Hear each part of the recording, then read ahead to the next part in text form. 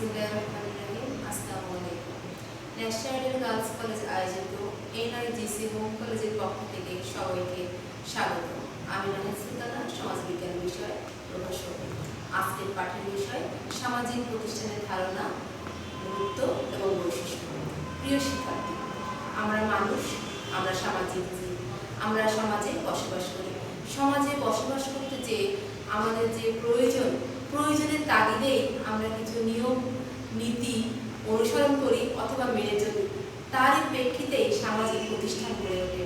প্রিয় শিক্ষার্থী, আমি বইয়ের ভাষায় বলছি, সামাজিক প্রতিষ্ঠানের ধারণা সমাজস্থ মানুষের প্রয়োজনের তাগিদে যা কিছু সামাজিকভাবে স্বীকৃতি প্রতিষ্ঠিত রীতিনীতি সামাজিক প্রতিষ্ঠান হিসেবে বিবেচিত।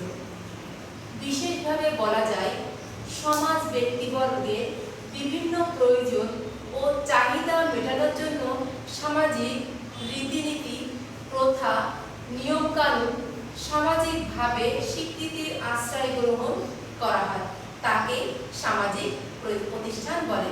অর্থাৎ সমাজের মানুষ কি করবে? প্রয়োজনে স্বীকৃত হবে, অবশ্যই প্রয়োজনে হবে, স্বীকৃত হবে, প্রতিষ্ঠিত হবে, তারপরে যে প্রতিষ্ঠান গড়ে উঠবে সেটা হচ্ছে সামাজিক প্রতিষ্ঠান।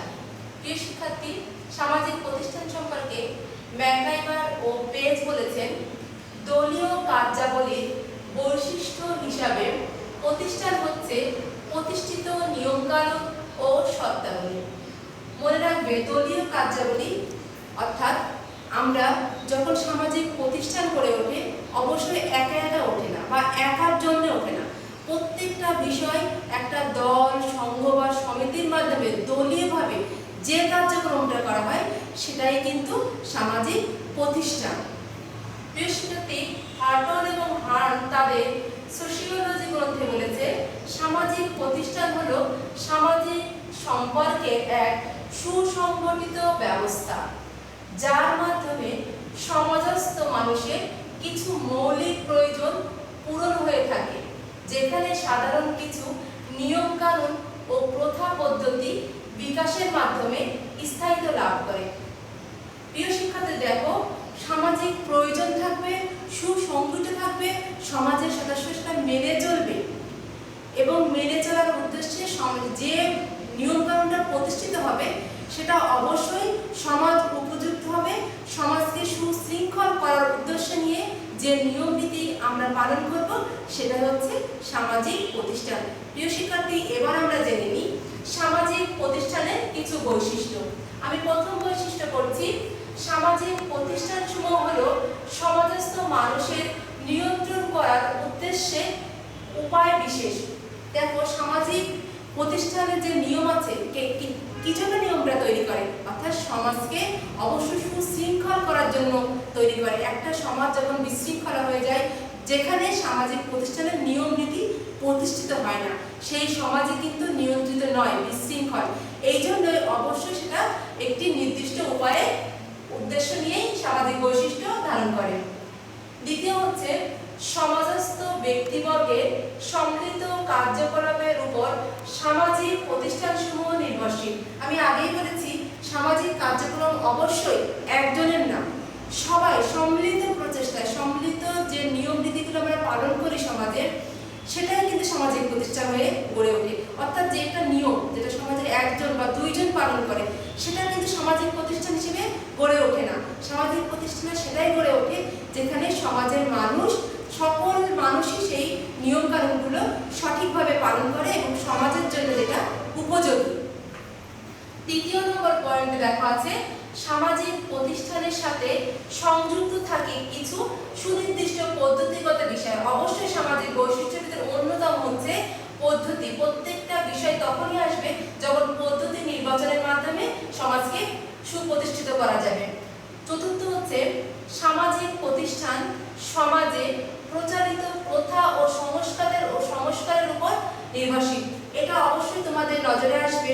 আমরা কিন্তু এক একটা সমাজে এক এক রকমের প্রথা থাকে বা সংস্কৃতি থাকে। যেমন আমরা দেখো, আমাদের ভাষাগত যে পরিবর্তন, প্রত্যেকটা এলাকায় কিন্তু একই ভাষায় আমরা কথা বলি না।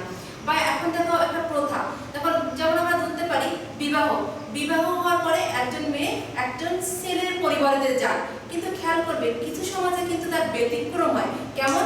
বিবাহের পরে একজন ছেলে তার স্ত্রীর বাসায় যে সংসার করে, অর্থাৎ এই যেটা প্রথা, এটা সমাজভিত্তিক ভিন্ন হবে এবং সেই সমাজের মানুষ সেই উক্ত সমাজেরই বৈশিষ্ট্যগুলো নিয়েই রীতিনীতি নিয়ে পালন করে সমাজে জীবনযাপন করবে। প্রিয় শিক্ষার্থী, এরপরে আছে সামাজিক প্রতিষ্ঠানগুলো অধিকতর স্থায়ী ও বিমূর্ত। স্থায়ী বলতে বোঝানো হচ্ছে সামাজিক যে প্রতিষ্ঠানগুলো গড়ে ওঠে সেটা কিন্তু স্থায়ী রূপ নেয়, অর্থাৎ স্থায়ী বলতে সামাজিক প্রতিষ্ঠানের অন্যতম করতে হচ্ছে পরিবার। এই পরিবারে কিন্তু স্থায়িত্ব, 1-2 দিন পরিবার ভেঙে যায় না। আবার যদি বলি আরেকটা উপাদান প্রত্যয় কি? বিবাহ কিন্তু আমরা একদিনের জন্য করি না, আমরা সারা জীবনের জন্য করি। এই জন্য সামাজিক প্রতিষ্ঠানের প্রত্যয়গুলো হচ্ছে স্থায়ী। আর বিমূর্ত বলতে বোঝানো হচ্ছে যেমন ধর্মীয় বিষয়গুলো বিমূর্ত হয়, দেখা যায় না, কিন্তু সেটাও কিন্তু স্থায়িত্ব ভাবে সমাজে বিরাজ করে। পরবর্তী হচ্ছে সামাজিক প্রতিষ্ঠানের সাথে প্রতীকী বিষয়টি অঙ্গাঙ্গিভাবে জড়িত, অর্থাৎ কিছু বিষয় আছে সমাজে পালন করার জন্য একটু প্রতীকী, যেমন জাতীয় সঙ্গীত বলতে পারি, জাতীয় পতাকা বলতে পারি। একটা শিক্ষা প্রতিষ্ঠানে আমরা কি করি? জাতীয় পতাকাটা প্রতিদিনই উঠাই। এটা কিন্তু একটা নিয়মের ভিতরে, সামাজিক প্রতিষ্ঠানের একটা নিয়ম যেটা আমরা প্রতিনিয়ত পালন করি। এটা প্রতীকী বিষয়, কিন্তু এটা সামাজিক প্রতিষ্ঠানের সাথে অঙ্গাঙ্গিভাবে অর্থাৎ অতিরিক্তভাবে একদম ওতপ্রোতভাবে জড়িয়ে আছে। পরবর্তীটা আছে সামাজিক প্রতিষ্ঠানের নিয়ম নীতিগুলোকে মান্য করে চলতে সমাজস্থ ব্যক্তিবর্গ বাধ্য হয়। প্রিয় শিক্ষার্থী, এটার সাথে আমি এটা দেখি, দেখো মিল আছে। সমাজস্থ মানুষের প্রাথমিক প্রয়োজন পূরণের সাথে সামাজিক প্রতিষ্ঠানগুলো নিয়ম নীতি মান্য করে চলে। একটা হচ্ছে বাধ্য হয়, ব্যক্তিবর্গ বাধ্য, আর একটা হচ্ছে নিয়ম মেনে চলে, অর্থাৎ বিষয়টি কিন্তু একে অপরের পরিপূরক। সমাজে যদি শৃঙ্খলা রাখতে হয় তাহলে সামাজিক প্রতিষ্ঠানের বৈশিষ্ট্যগুলোকে মানতে আমরা বাধ্য।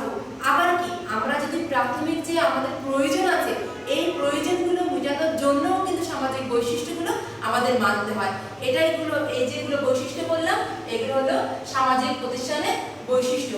সামাজিক প্রতিষ্ঠানের গুরুত্ব সমাজে ব্যাপক। আমি আগেই বলেছি আমরা সামাজিক জীব, সমাজে বসবাস করি।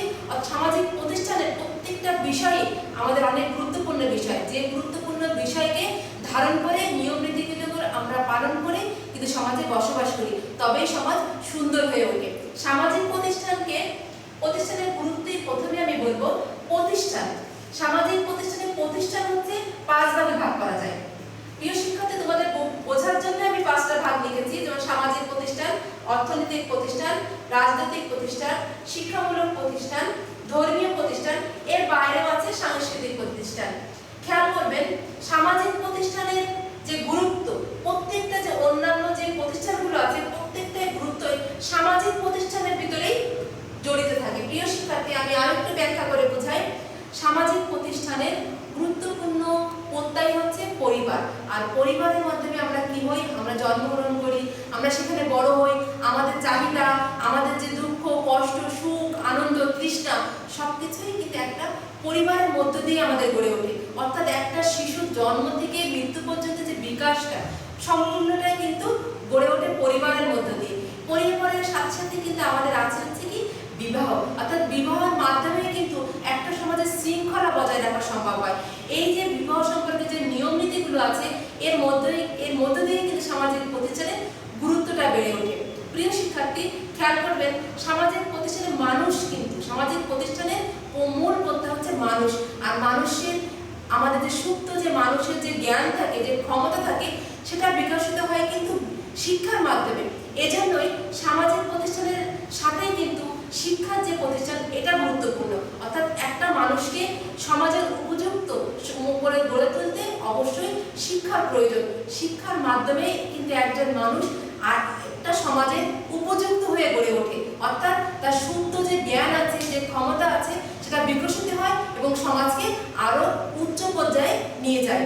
প্রিয় শিক্ষার্থী, দেখবেন এই শিক্ষার সাথে সাথেই কিন্তু আমাদের জীবন ধারণটা চলে আসে, অর্থাৎ অর্থনৈতিক যে প্রতিষ্ঠান সেই প্রতিষ্ঠানগুলো কিন্তু আমাদের জীবনের সাথে চলে আসে।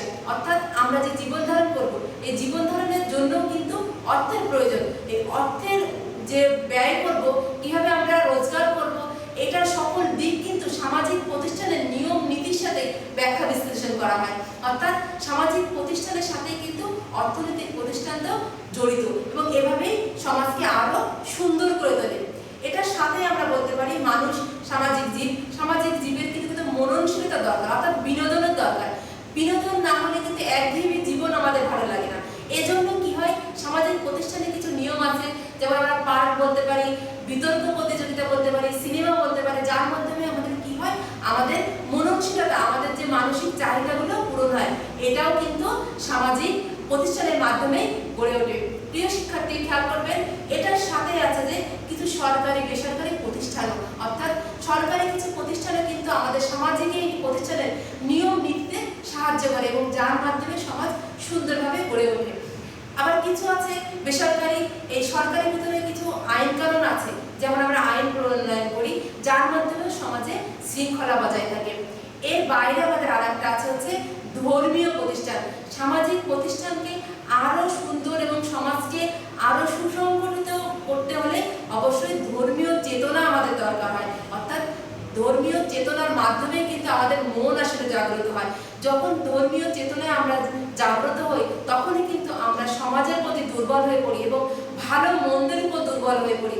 সেই যে দুর্বলতা, এর মাধ্যমে কিন্তু সমাজের কিছু নিয়ম নীতি গড়ে ওঠে, যেটা আমাদের সামাজিক প্রতিষ্ঠান হিসেবেই বিবেচিত হয়। অর্থাৎ সামাজিক সম্পর্কগুলো যে প্রয়োজন, এর প্রত্যেকটা প্রয়োজনের দিকগুলোই কিন্তু সামাজিক প্রতিষ্ঠানের ভিতরে বিদ্যমান। অর্থাৎ সামাজিক প্রতিষ্ঠান যখনই গড়ে ওঠে তখনই একটা মানুষ সর্বদিক সম্পর্কে ধারণা লাভ করে এবং জীবনকে আরো সুন্দর গড়ে তোলে, সমাজের উপযুক্ত করে গড়ে তোলে। প্রত্যেকটা মানুষের প্রয়োজন সামাজিক প্রতিষ্ঠানকে সাথে মেনে চলে সমাজে জীবনযাপন করা, যেন সমাজে শৃঙ্খলা রক্ষা থাকে। প্রিয় শিক্ষার্থী, খেয়াল করবেন আমাদের সামাজিক রাজনৈতিক প্রতিষ্ঠানে বলেছি ধর্মীয়, কিছু হচ্ছে রাজনৈতিক প্রতিষ্ঠান। রাজনৈতিক প্রতিষ্ঠানের কিন্তু আমাদের প্রয়োজনীয়তা রয়েছে, অর্থাৎ রাজনৈতিক প্রতিষ্ঠান কিন্তু একটা সমাজকে যখন বিশৃঙ্খলা অবস্থায় চলে যায় তখন কিন্তু সেই অবস্থা থেকে ফিরিয়ে আনার জন্য চেষ্টা করে।